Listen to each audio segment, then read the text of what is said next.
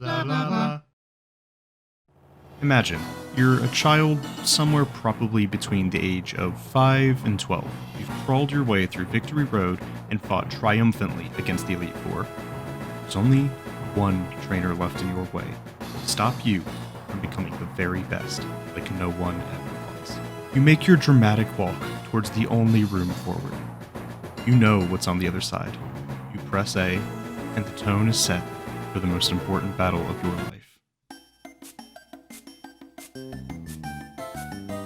Not quite the tone you remember, is it? The other day, I was in the shower and I started thinking to myself, why are some games remembered the way they are, even though in reality they might be a little different? The series that really got me was Kingdom Hearts. I played these games growing up and I loved them, but I can't deny they are a bit goofier and more childish than I thought they were when I was younger. The part that confused me was that even today, I hear people talking about how deep and emotional the story of these games are.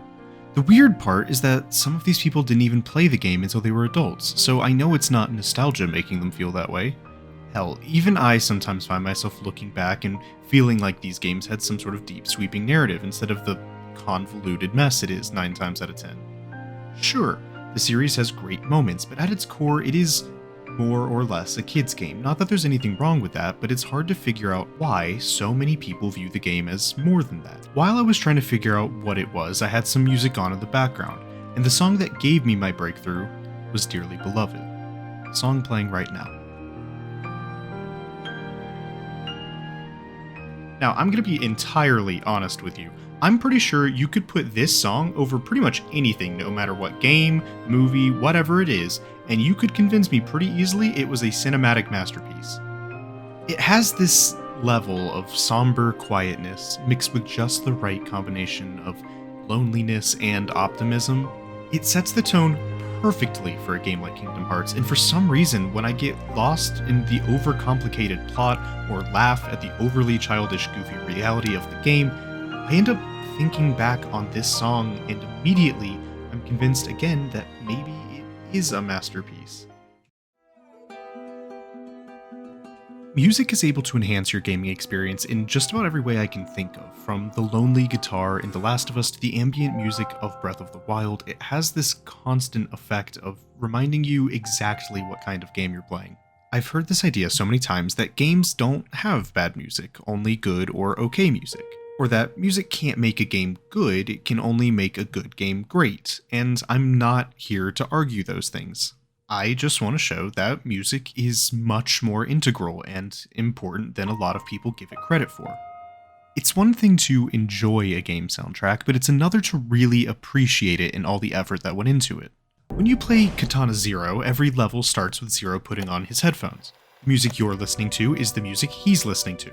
Every rewind, stop, fast forward, that's a part of the game, and you can feel the difference it makes. I know I kind of already made this point in the beginning of the video, but just for fun, tell me which of these clips more encapsulates that feeling of being a David trying to fight an indomitable Goliath.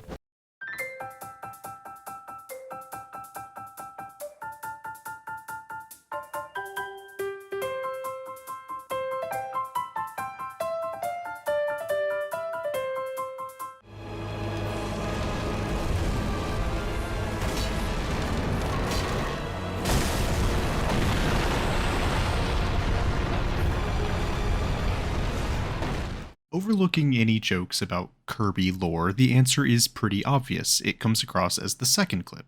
But if I do something like this,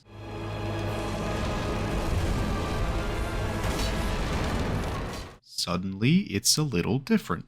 Both of these fights pit a smaller fighter against a giant tree of some kind, but they feel so different.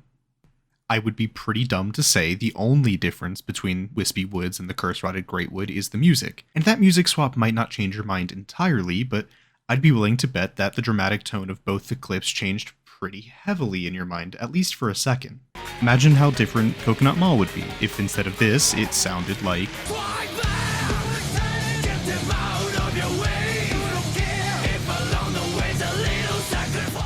Music in games is more than just a tone setter, though. Music can also be an integral part of the gameplay itself. Take a game like Journey, a game where you can feel the weight of an entire scripted narrative through its OST alone. That example is pretty obvious. Journey was praised for this exact thing when it came out, so to take things a bit further, let's look at one of my personal favorite genres of competitive gaming, the fighting game. Because most fighting games don't have grand sweeping narrative story modes, they have to rely on other methods to convey their story and the themes of their games. For example, take Ken and Ryu from Street Fighter. They've been super closely compared to one another throughout the entire history that Street Fighter's been around. This is because both they share a lot in terms of gameplay and their personal stories are very closely tied together. So when you have two characters that are this closely tied together and related, how do you tell a player who might not know much about them how they're different? If I asked a familiar or experienced player, they might tell you something along the lines of, Ryu is an honest and true warrior who is steady and strong, while Ken is a much flashier and impulsive character who relies on more risky or dramatic moves. Based on those descriptions, you can probably guess whose theme is who just by listening to them.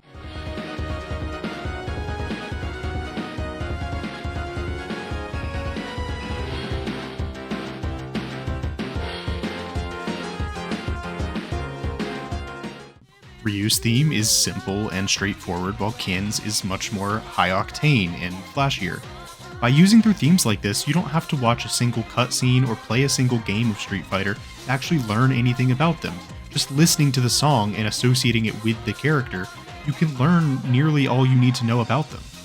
While most fighting games typically just go for orchestrations, some take it a step further, such as Guilty Gear, where, albeit a bit on the nose, the lyrics for the games do quite literally just spell out for the player what the character's inner thoughts or opinions are.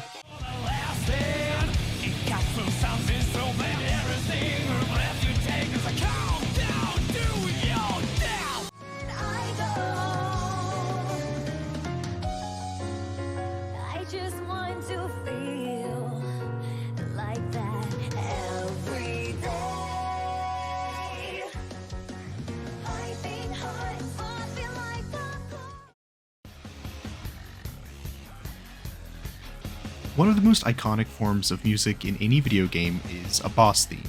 Something I really love about boss themes is when the theme is able to convey everything that has led up to the point of the boss fight. I think my favorite example of this is from the Final Fantasy XIV and Nier Automata crossover.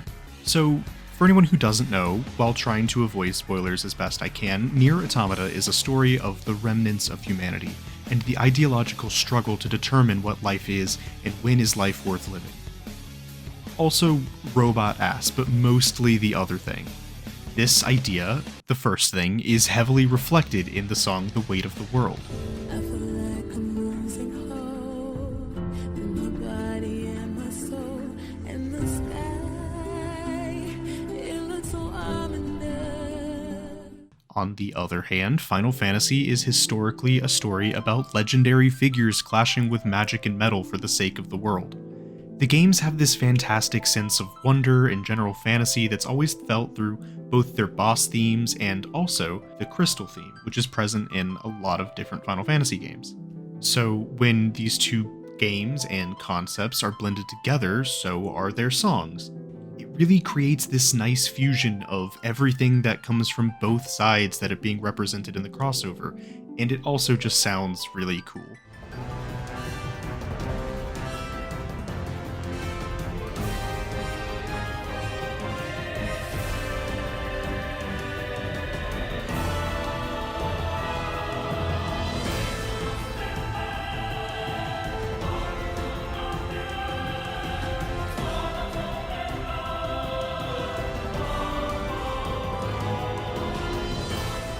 While I'm on the topic, another really cool thing about the boss OSTs in Final Fantasy XIV is because the bosses are set to have phases a lot of the time, they often have themes which change to match the phase, often picking up the tempo like in the Shiva fight.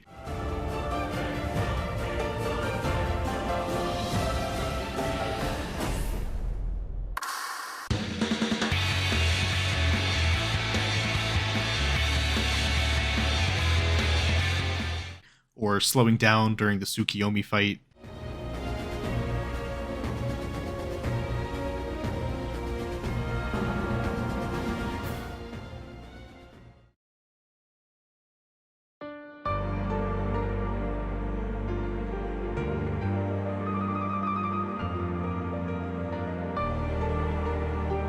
The theme playing behind you while you fight can be not only used to represent the tone of the fight, but also the state of the characters that are in it.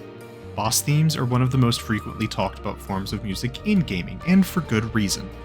A good boss theme is a crucial and important step in making a memorable boss, but just as important is knowing when to take that music away.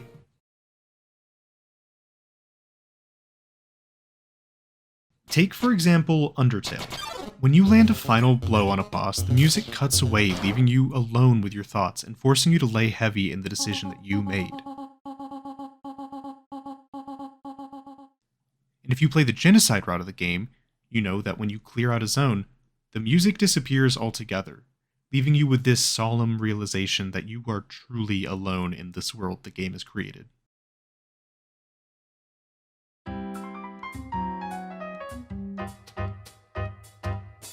Games are also more than just boss themes and OSTs. Every little jingle, from the song that plays when you win a battle, to the sound that plays when you level up,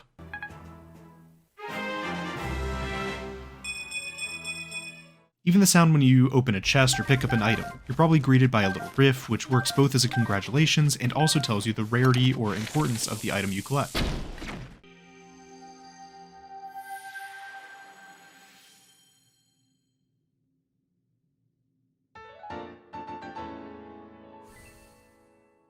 These components aren't required for a game. You could pick up an item from the ground and have no sound play at all and probably think nothing of it, but I personally find myself enjoying it 10 times more just by listening to the song that plays.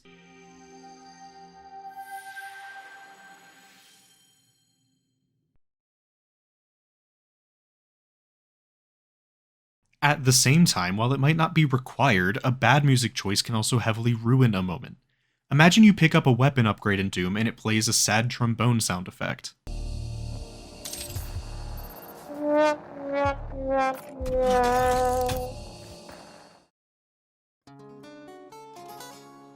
One series and its usage of music that's very close to my heart, and I think a lot of other people agree with me, is The Legend of Zelda. This series are some of the most inspired games I've ever seen when it comes to their usage of music. Not only does the series often use music to set the tone, just like other series do, it also frequently uses music as a core gameplay mechanic. Take, for example, Ocarina of Time. Yes, obviously the game with an instrument in the name is going to utilize music in some way. However, the game does take things a step further. Music isn't just a plot device or gameplay mechanic, the music in the game actively works to aid in the world building and the storytelling of the game. For example, the Goron boss Darunia loves music from the forest. And guess what you can find in Goron City? There's a shortcut back to the Kokiri Forest.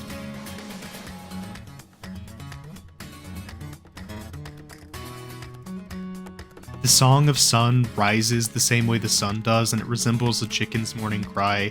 The Song of Storms goes round and round just like the windmill you learn it in, and the paradox you learn it through. You might think it's obvious that the song that teleports you to the Shadow Temple directly inside of a graveyard sounds ominous. However, you might not think about how hopeful and pure the Prelude of Light is. For anyone who doesn't know, this is the song that brings you directly to the Temple of Time. Not only is it a convenient teleport, but the song also directly conveys the hope being placed in you, the hero, for the future. Even the name, Prelude of Light, it represents that through the song, you are able to bring light back to Hyrule. I know a lot of this sounds obvious, but the reason it sounds obvious is because there's a clear level of attention and care that goes into making sure each song matches the tone and purpose of what it's meant to do. This is something that I feel a lot of cheaper or knockoff games, or sometimes just teams with a smaller or less experienced developer team, might not quite nail down. A lot of the time these games go for just something that sounds cool, and there's nothing wrong with that, to be fair, but it just doesn't have that same feeling to it that a well thought out song does. Something that I personally always love is when games use something called diegetic music. This is the term used to describe when music or sounds are coming from the world of the game itself rather than from outside just for the audience. In Ocarina of Time, when you begin climbing Ganon's tower, there's this ominous piano music playing. It's dark and wicked sounding, and it's made all the more so when you reach the top and you find that Ganon himself is the one playing the song. He's so confident in his own victory, he doesn't even need to be preparing to fight you. Admittedly, this scene is also a little goofy, but When I played this for the first time as a kid, I was so intimidated, and I played it again recently, and I still really thought it was fun.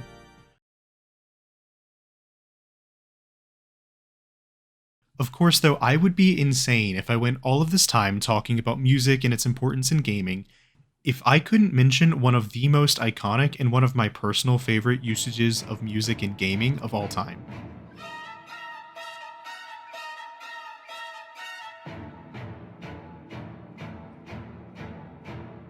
Final Fantasy VII is one of my favorite games of all time, and I think it still holds up really well even today.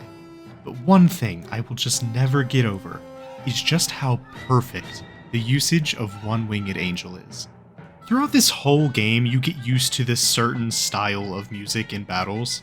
While not every battle has the same song, and things might be a little bit more dramatic or exciting here and there, all of the music roughly has the same feeling to it. And then just suddenly, for the first time in the entire game, the music changes. This motherfucker has an entire Latin choir of angels cheering him on, and you're expected to stop him. The rhythm is pounding and harsh while still being intense and dramatic. It really feels like the game itself is against you at this point.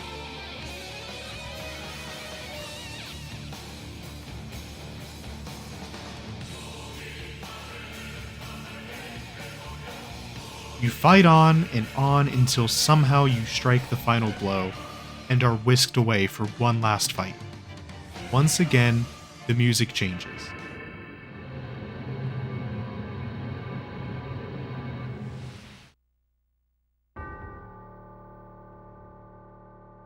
It's no longer as strong or indomitable as before.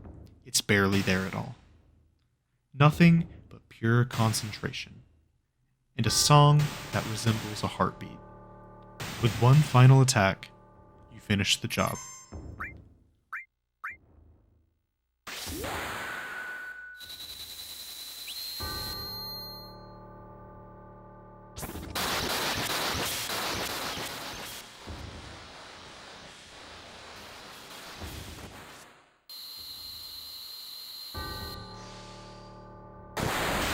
One last heartbeat.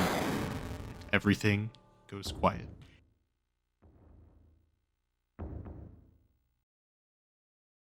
In this one fight, there's an entire story that gets told just through the music alone that's accompanying the overall story that's been going through the entire game, and somehow the music manages to just perfectly encapsulate all of that and just make everything feel 10 times more intimate and powerful and special, and it's just all so perfect.